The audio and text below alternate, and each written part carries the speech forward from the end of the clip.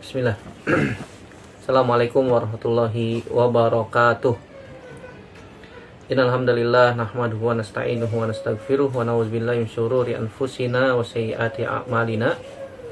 May yahdihillahu fala mudhillalah wa may yudlilhu fala hadiyalah. Asyhadu an la ilaha illallah wahdahu la syarikalah wa asyhadu anna Muhammadan abduhu wa rasuluhu la nabiyya ba'dah. Ya ayyuhallazina amanu taqullaha haqqa tuqatih wa la tamutunna illa wa antum muslimun. Amma ba'du, fa inna asdaqal hadithi kitabullah wa khairul hadi hadi Muhammadin sallallahu alaihi wasallam wa syarrul umuri muhdatsatuha wa kullu muhdatsatin bid'ah wa kullu bid'atin dhalalah wa kullu dhalalatin finnar. Ayo ikhwah, jazallahu alaikum ajmain. Alhamdulillah, segala puji hanya milik Allah Subhanahu wa taala yang kembali mempertemukan kita di dalam media ini untuk melanjutkan pelajaran kita dari kitab Ad-Durus Al-Yaumiyah. Sekarang kita masuk pelajaran yang ke-105. Ta'atullahi sababun litibin nafsi wansyirahi sadri. Taat kepada Allah Subhanahu wa taala merupakan sebab baiknya jiwa dan lapangnya dada. Saya ulang, taat kepada Allah Subhanahu wa taala merupakan sebab baiknya jiwa dan lapangnya dada. Ketahuilah saudaraku rahimanillah wa ikum ajmain, setiap manusia pasti ingin mendapatkan kelapangan dada dan diberikan oleh Allah Subhanahu wa taala kebahagiaan di dalam hidupnya. Dan termasuk sebab yang paling besar ketika kita ingin mendapatkan kelapangan dada, kebahagiaan jiwa adalah taat kepada Allah Subhanahu wa taala. Beriman kepada Allah Subhanahu wa taala. Dan beriman kepada Allah Subhanahu wa taala mencakup 4 hal. Yang pertama, beriman akan adanya Allah. Allah itu ada, zatnya ada. Dan Allah memiliki zat. Allah Subhanahu wa taala memiliki zat. Dan zatnya Allah tidak sama dengan makhluk. Dan ini akidah Ahlussunnah wal Jamaah menyatakan Allah memiliki zat. Dan zatnya Allah tentu saja tidak sama dengan makhluknya. Dan kita beriman bahwasanya Allah Subhanahu wa taala memiliki wajah, memiliki tangan, memiliki betis sesuai dengan keagungan Allah Subhanahu wa taala yang Allah tetapkan dalam Al-Qur'an ataupun ditetapkan oleh Nabi SAW dalam hadis-hadisnya yang sahih. Allah Subhanahu wa taala menetapkan Allah punya wajah. Dan Allah juga punya tangan, bal yadahu mabsutatan. Bahkan tangan Allah Subhanahu wa taala terhampar. Tidak boleh kita takwil, tidak boleh kita rubah maknanya tangan menjadi kekuasaan, wajah Allah menjadi rahmat, tidak boleh kita rubah.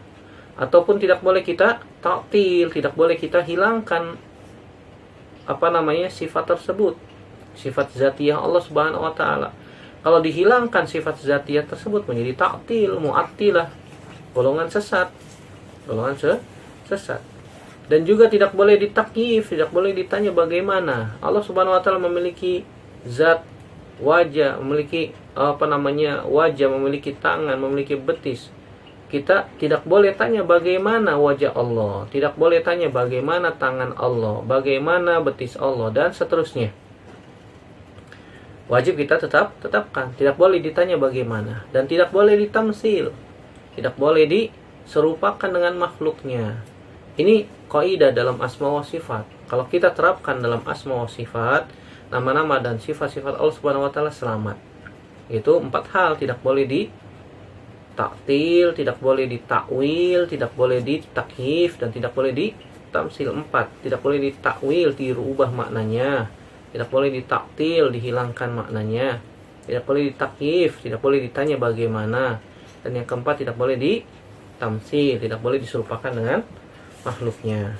Di Allah Subhanahu wa taala ada, dan ini wajib kita yakini, kita imani, dan ini konsekuensi beriman kepada Allah Subhanahu wa taala. Yang pertama, Allah itu ada, wajib kita imani. Yang kedua, beriman dengan rububiyah Allah. Yang ketiga, beriman dengan uluhiyah Allah. Dan yang keempat, beriman dengan asma dan sifat-sifat Allah Subhanahu wa taala. Nah, ketika kita ingin lapang dada kita, bahagia jiwa kita. Maka sebab yang terbesar adalah taat kepada Allah Subhanahu wa taala dan beriman kepada Allah Subhanahu wa taala. Beriman juga dengan takdirnya. Kita hanya menyerahkan segala sesuatu kepada Allah Subhanahu wa taala. Apa yang Allah tetapkan kepada kita pasti baik. Ketika Allah Subhanahu wa taala memberikan kita sakit, pasti ada hikmahnya. Kenapa kok Allah memberikan kita sakit? Oh, banyak hikmahnya. Supaya kita sabar, tidak boleh mengeluh. Aduh, sakitku kok nggak sembuh-sembuh. Kok sakit aku kok lama sekali, nggak boleh. Nah, ketika kita beriman kepada takdir, bahwasanya ini semuanya takdir Allah. Dan takdir Allah ada yang baik, ada yang buruk. Kalau kita mendapatkan takdir yang baik, maka kita bersyukur kepada Allah Subhanahu wa taala. Alhamdulillah dapat rezeki, lebaran dapat THR, alhamdulillah dapat ini, dapat itu. Syukur. Dan ketika kita mendapatkan musibah berupa sakit, berupa ada saudara yang meninggal misalnya, maka wajib bersabar. Wajib bersabar.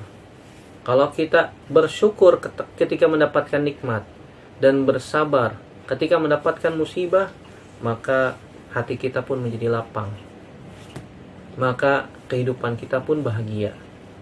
Dan tidak mungkin kebahagiaan yang sempurna didapatkan kecuali dengan beriman kepada Allah Subhanahu wa taala saja. Beribadah hanya kepada Allah Subhanahu wa taala saja.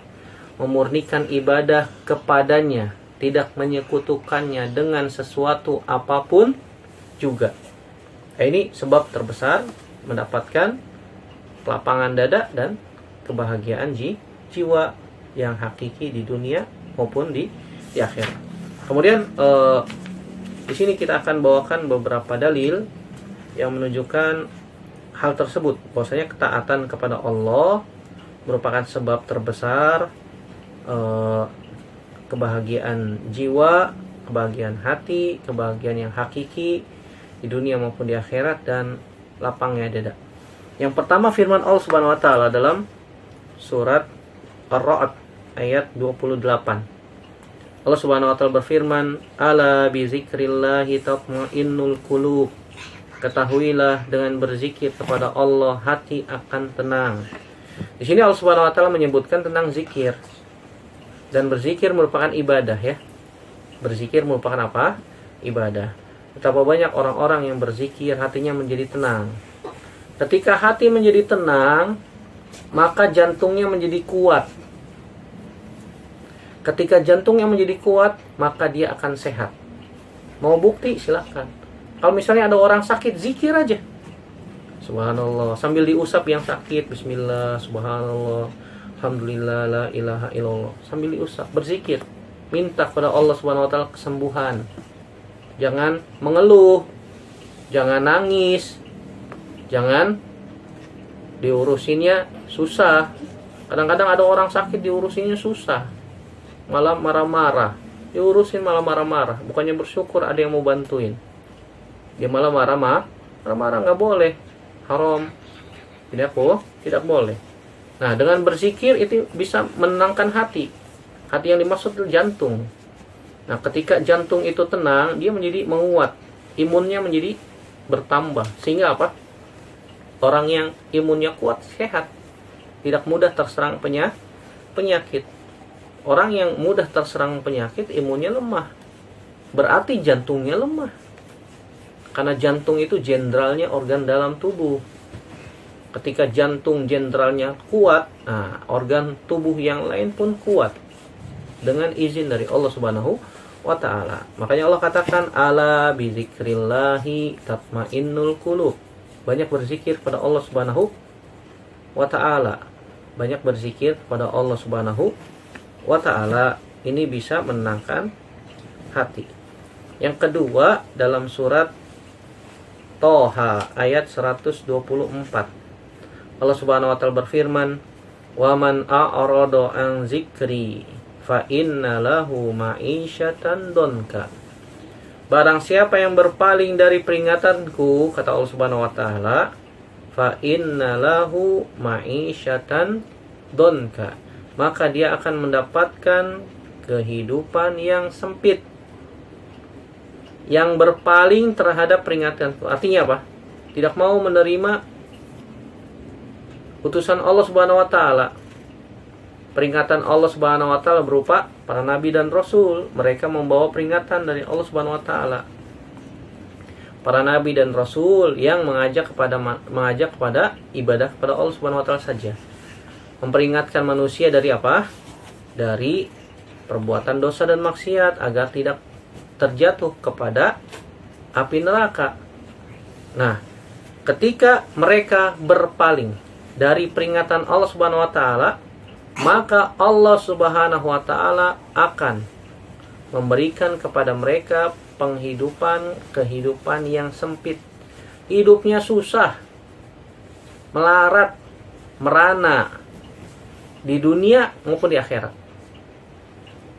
Berarti sebaliknya, kalau ada orang yang taat mengikuti petunjuk nabi dan rasul tersebut, maka kehidupannya apa? Lapang. Kehidupannya mudah, tidak sulit, penuh dengan kebahagiaan. Jadi taat kepada Allah dan Rasul merupakan kunci sebab yang terbesar seseorang mendapatkan apa?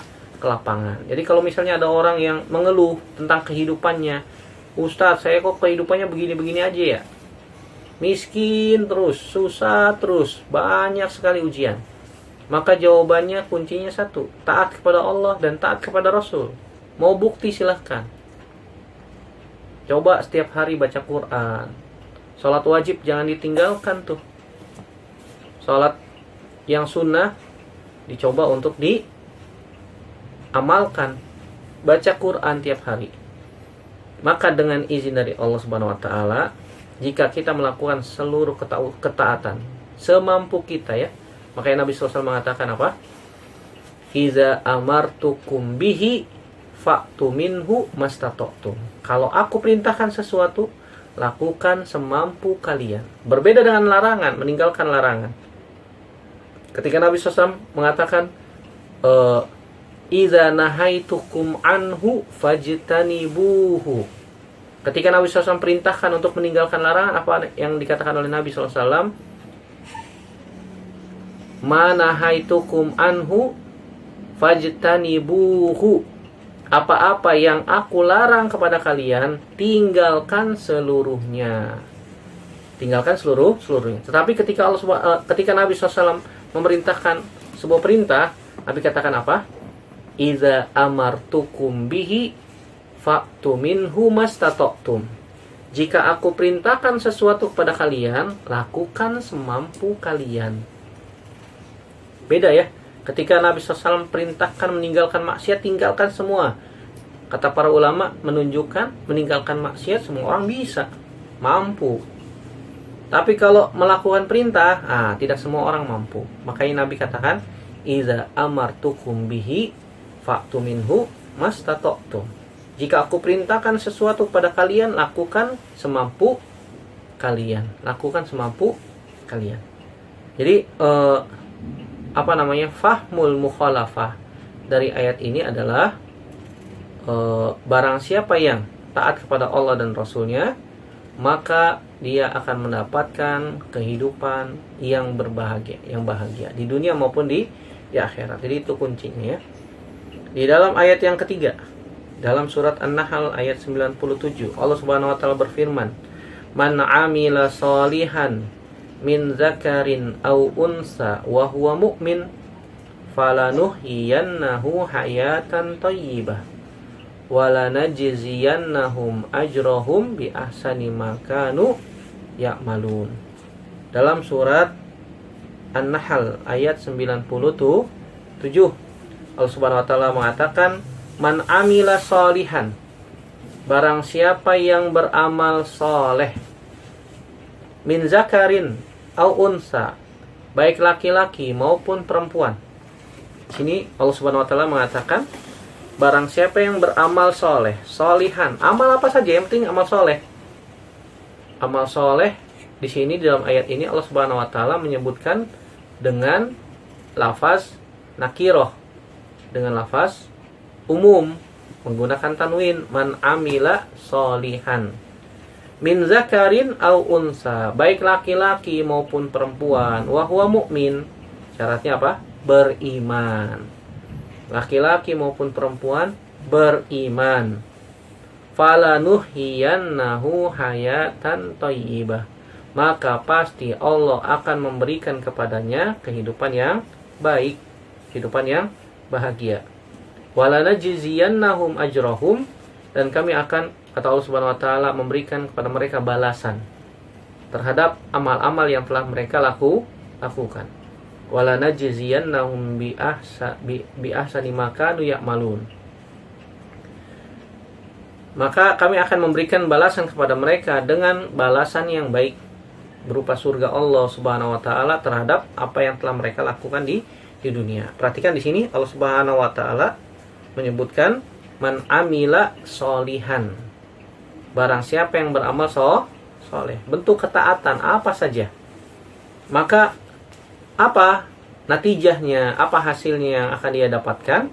Falanuhyiyannahu hayatan thayyibah, maka kami akan memberikan kepadanya kehidupan yang bahagia di dunia maupun di akhirat. Syaratnya apa? Beramal soleh dan beriman di dalam ayat ini. Kemudian yang keempat, ayat yang keempat dalam surat At-Taghabun ayat 64. Allah Subhanahu wa taala berfirman, "Wa may yu'min billahi yahdi qalbah." Barang siapa yang beriman kepada Allah, pasti Allah akan berikan hidayah, petunjuk kepada hatinya. Di sini Allah Subhanahu wa taala menyebutkan barang siapa yang beriman. Syarat dia mendapatkan petunjuk di dalam hatinya adalah beriman kepada Allah. Sebagaimana tadi yang sudah kita sebutkan di muqaddimah ya. Di muqaddimah sudah kita sebutkan bahwasanya beriman kepada Allah merupakan sebab terbesar seorang mendapatkan hidayah dalam hati, hidayah petunjuk, dituntun oleh Allah Subhanahu wa taala untuk senantiasa melakukan amal-amal soleh, yang dengan amal soleh itu menjadi salah satu sebab dia mendapatkan kebahagiaan di dunia maupun di akhirat. Adapun dari hadis Nabi sallallahu alaihi wasallam dibawakan dua hadis. Hadis yang pertama hadis Suhaib Ar-Rumi radhiyallahu taala anhu, beliau mengatakan Nabi sallallahu alaihi wasallam bersabda, "Ajaban li amril mu'min, inna amrahu kullahu khairun, wa laysa dzalika li ahadin illa li mu'min, in asabathu sarra'u syakara fakana khairan lahu, wa in asabathu dharra'u sabara fakana khairan lahu." Akhrajahu Muslim.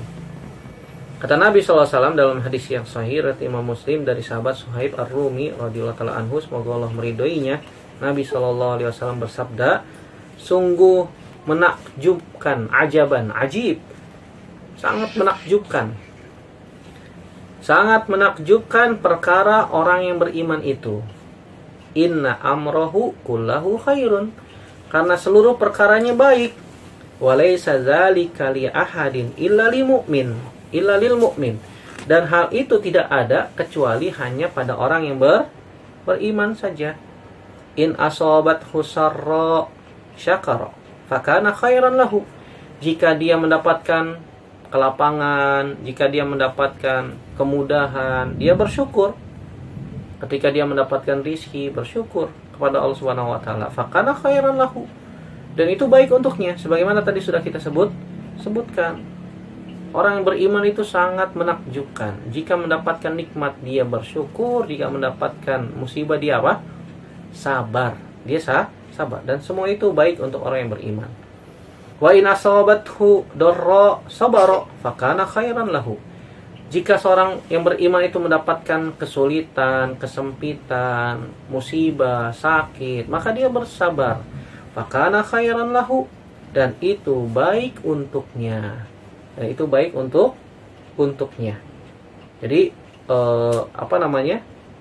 orang yang beriman itu luar biasa. Allah Subhanahu wa taala berikan kepada orang yang beriman anugerah, nikmat yang sangat besar.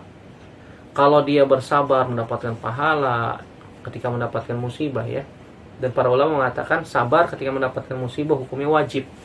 Hukumnya wajib. Maka tidak boleh mengeluh. Kalau dia mengeluh, marah-marah, berprasangka buruk kepada Allah, bukan mendapatkan pahala, malah mendapatkan dosa. Dia mengatakan, ya Allah, engkau tidak adil, kenapa aku dikasih begini, kenapa aku begitu. Nah, dia marah-marah tuh. Itu malah mendapatkan dosa. Bukan mendapatkan pahala, malah mendapatkan dosa. Dan hukumnya haram, gak boleh marah-marah ketika mendapatkan musibah. Tidak boleh marah-marah ketika mendapatkan musibah. Yang kedua tadi sabar. Ketika mendapatkan musibah, orang itu bersabar. Dan para ulama menyebutkan hukumnya wajib. Hukumnya wajib bersabar ketika mendapatkan musibah. Kemudian hadis yang kedua, hadis Abu Hurairah radhiyallahu ta'ala anhu, semoga Allah meridhoinya, bahwasanya Nabi sallallahu alaihi wasallam mengatakan, bersabda, yaqidu syaitanu ala qafiyati ra'si ahadikum idza huwa nama salasa uqadin yadribu ala kulla uqdatin makanaha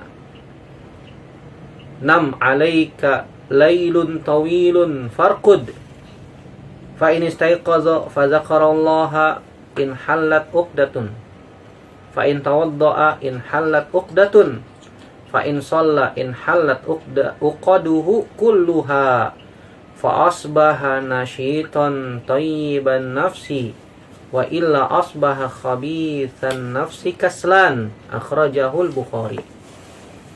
Kata Nabi SAW, sungguhnya setan mengikat di kepala seseorang di antara kalian jika tidur dengan 3 ikatan. Jadi setan ketika tidur manusia mengikat manusia dengan 3 ikatan. Yadribu ala kulli uqdatin makanaha. Yang dengan 3 ikatan itu setan mengikat manusia di tempatnya masing-masing. Kemudian setan mengatakan, "Nam, tidurlah. Alaika lailun tawilun." Masih panjang malamnya. Malam masih panjang, silakan tidur. Malam masih panjang. Dininabobokan sama siapa? Setan. Makanya kalau mau tidur jangan lupa berdoa. Jangan lupa berdoa. Fa in istaiqadha, kalau dia bangun tidur, fa zakarallaha, kemudian dia berzikir kepada Allah, baca doa bangun tidur. Bacanya gimana doanya? Alhamdulillahillazi ahyana ba'dama amatana wa ilaihin nusyur. Jika dia bangun tidur, baca doa, in halat uqdatun, maka 1 ikatan setannya putus, lepas. Makanya kalau kita bangun tidur jangan lupa apa? Berdoa. Sebelum tidur berdoa, setelah bangun tidur berdoa. Nah, sebelum tidur jangan lupa baca ayat kursi ya. Baca ayat kursi, karena kata Nabi SAW sebagaimana hadis Abu Hurairah radhiyallahu ta'ala anhu, sungguhnya seseorang yang tidur sebelum tidur baca ayat kursi, maka Allah akan jaga dia sampai bangun. Setan tidak akan bisa mengganggu orang yang tidur tersebut ketika sebelum tidur baca apa? Ayat kursi. Sudah hafal belum? Dihafalin ya, ayat kursi. Nanti dibaca sebelum tidur. Fa ini istaiqadha fa zakarallaha in halat uqdatun. Jika dia bangun tidur kemudian dia baca doa bangun tidur, maka lepas 1 ikatan. Fa in tawadda'a in halat uqdatun. Kalau dia berwudu, maka ikatan yang satunya lagi lepas. Jadi 2 ikatan. Kalau 2 ikatan sudah lepas, mudah melepaskan ikatan yang ketiganya. Caranya gimana melepaskan ikatan yang ketiga? Salat.